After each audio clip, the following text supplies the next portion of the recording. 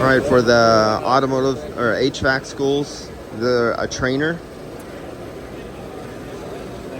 And this is something that would be at Skyline College Automotive.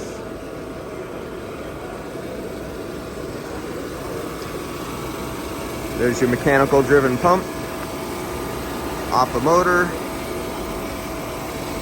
your fan. They even have a heat exchanger on here. Oh, it's hot too. It's actually working. Damn. Subcooling's a little high there. You're low on charge. You're low on charge. You're burning up the compressor.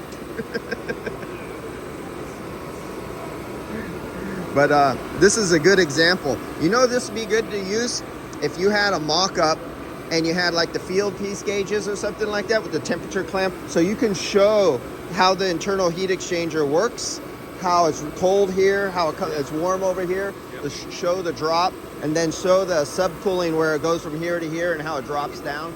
Yeah. But this feels like it's low on charge. Or something. Uh-oh, you got a leak. Go over to the Infracon and go get their leak detector and find your leak. But, all right. And so here's this. That's a good run.